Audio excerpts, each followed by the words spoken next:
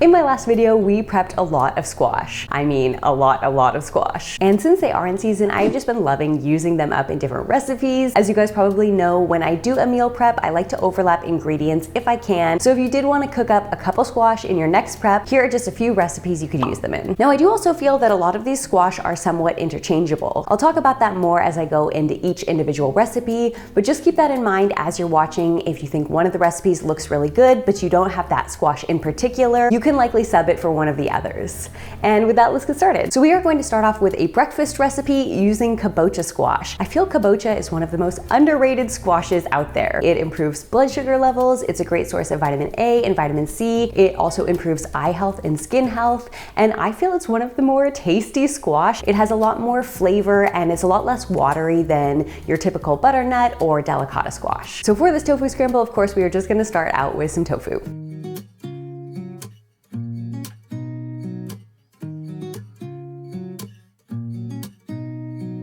Now, I love the tofu scramble recipe from Nisha of Rainbow Plant Life, but lately I've been using this tofu scramble spice mix instead. This is a recipe from It Doesn't Taste Like Chicken. I will link it down below. And I just combine it with a few splashes of soy milk if I see it drying out. And this is my new favorite way to make tofu scramble. It is so good. We're gonna add in some washed and chopped chard. Now, similarly to spinach, it will cook down quite a bit, so go ahead and add a couple handfuls.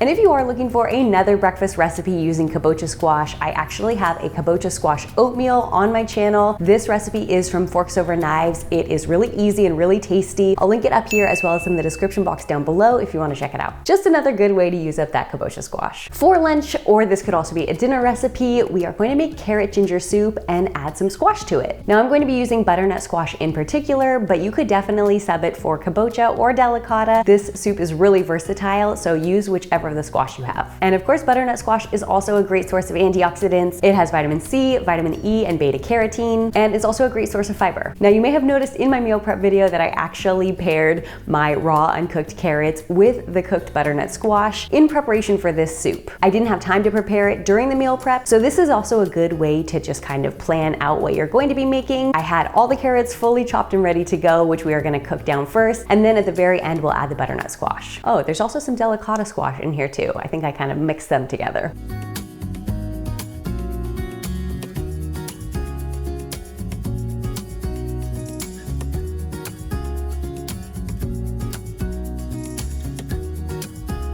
So we're just gonna let the raw ingredients cook down first. So in our case, that will be the onions, the garlic, and the carrots. I'm also going to add some veggie broth in here. I'm just using the Better Than Bouillon broth paste. And recently I managed to mince a bunch of ginger and pop it into the freezer. So this is just a frozen 1 tablespoon cube of ginger. Also adding some paprika, and we're just gonna let that start cooking for about 10 minutes. Meanwhile, I'm getting my split red lentils ready. And then after the soup has cooked for about 10 minutes, we will add those in and let it cook for another 5 minutes or so. Once the carrots are soft and the lentils are soft, we are gonna add in that already cooked butternut squash, as well as a little bit of cashew cream. This is optional. You could always sub it for coconut cream instead, or just leave it out. And now just blend it all up.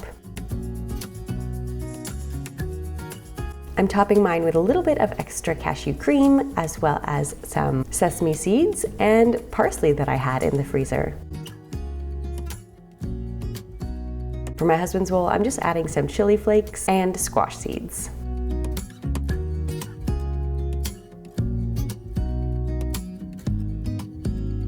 Something else I mentioned in my meal prep video, when you are prepping these squashes, do not throw out your seeds because they are totally edible. In fact, a lot of people say they are even better tasting it than pumpkin seeds, which can be really dry and chewy. If you've ever had home-cooked pumpkin seeds, you know what I'm talking about. So squash seeds are a lot more delicate than that, but still super easy to roast. Now, these seeds in particular, after my meal prep, I was too tired to roast them. So what I actually did was to leave them overnight in the oven with with the oven turned off, and that way they just kind of dried out a little bit and they were ready to bake in the morning. If you are going to prepare them the same day as you prepare the squash, go ahead and just give them a little bit of a dry with a paper towel or a kitchen towel, and this will have the same effect. Essentially, you just want them pretty dry before baking them. Now, I've seen a couple varying oven temperatures for squash seeds. I started out at 325 for about 10 minutes, and I felt it wasn't quite hot enough, so I turned it up to 350, and then they started popping. So do keep an eye on them. The hotter your oven is, the more likely they are to jump or pop, which is totally normal, but they were jumping off my baking sheet and into the bottom of the oven. So I feel like somewhere between 325 and 350 is about perfect, and just keep an eye on them towards the end of their baking time. Now, squash seeds are also a super nutrient dense snack. They are full of omega-3 fatty acids, protein, and beta carotene. Another great recipe for squash is of course going to be salad. I wanted to do a really simple pasta salad using up some of our butternut squash. Now, of course, the vegan cheese and vegan sausage are totally optional here. You could definitely keep it all veggies if you prefer, and you could switch up the pasta for a gluten-free one if you like. You could do a lentil pasta or a chickpea pasta, really whatever you have on hand. This is just some pasta that I had previously meal prepped. I cooked it in the Instant Pot, which is my new favorite way to meal prep pasta. And for a firmer butternut squash like this, I find that it's easiest just to peel the skin with a small paring knife, or you can use a vegetable peeler if you prefer, and then just cut it into cubes. Now, delicata squash might be a little bit too soft for this recipe, but if you wanted to do kabocha squash, you could definitely do that instead of the butternut. We're also just going to add our sausage and some roasted sweet potato and roasted garlic from the last meal prep, steamed broccoli from the last meal prep, a handful of mint, and our vegan cheese. I wanted to keep the dressing super simple, so I'm just doing a red wine vinegar combined with garlic powder, maple syrup, Dijon mustard, and some veggie broth in lieu of oil.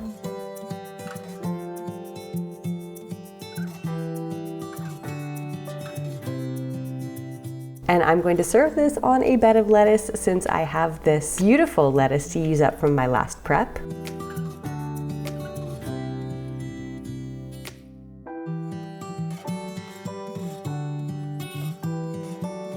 And not only was this salad delicious, but it made enough for leftovers, so I was able to have it for a few days in a row. For dinner, we are going to make a curry. I have probably said many times on this channel before, I love curry because it is just so versatile and you can use up kind of any veggies that you have on hand. So if you do have some already cooked squash, you'll just want to add it in at the end of cooking the curry, and it'll just add a nice, delicious creaminess. So of course, we're just going to start by chopping some onion as well as garlic, and we are going to take out some ginger from the freezer. Now, I'm using yellow curry paste because it's what I already have opened in the fridge, but if you only have red or green curry paste, those make totally fine substitutions.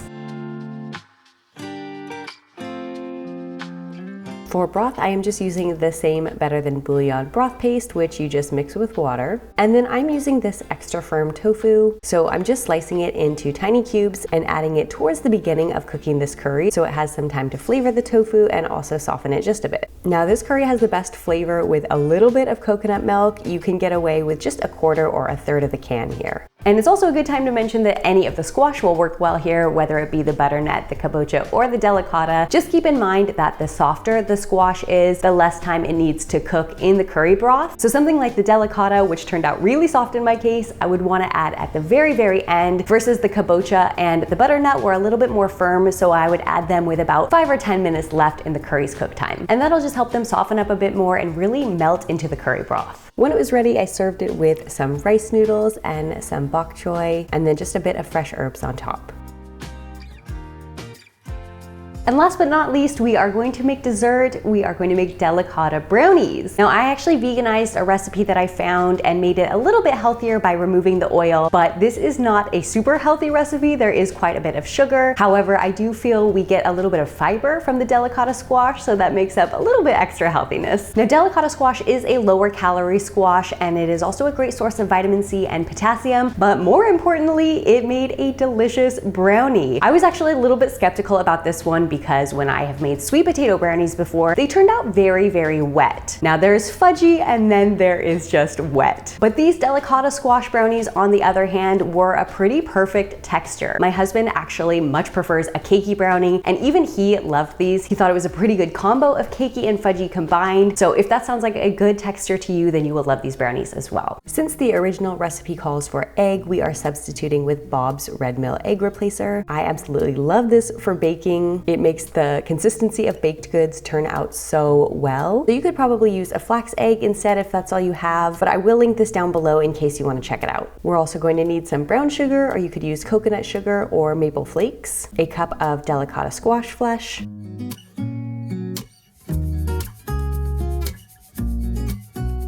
a teaspoon of vanilla, and 3 tablespoons of runny tahini, or you could probably sub with extra squash or something like applesauce, as this is used to replace the oil. And you can see this is what our egg mixture looks like after you've set it aside to gel. So we're just going to add that into the wet mixture and make sure it is all thoroughly combined before adding the dry ingredients, which is cocoa powder and flour.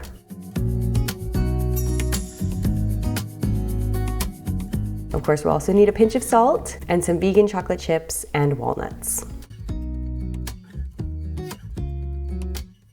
Now here's my best tip for using parchment paper. If it's not sitting well in your pan, go ahead and crumble it. You can even add a couple of drops of water to the bottom of the pan, and that will just help it stay in place. And we are gonna bake that at 350 for about 23 to 25 minutes, or until a toothpick comes out clean.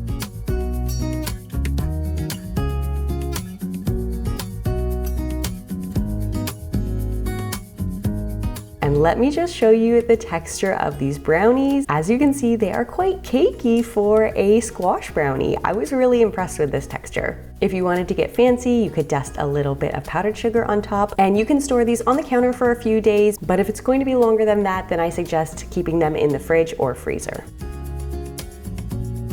Like I mentioned, if you want to make any of these recipes, I highly suggest doing a batch prep first. You can do one similar to this. You could even do a smaller version and just cook 1 or 2 squash if you prefer, and then you will have a lot of different recipes to make throughout the week. Squash is such a lovely fall item, so you definitely want to take advantage of it while you can. And with that, I hope you guys enjoyed. Let's eat plants, and I'll see you guys next time.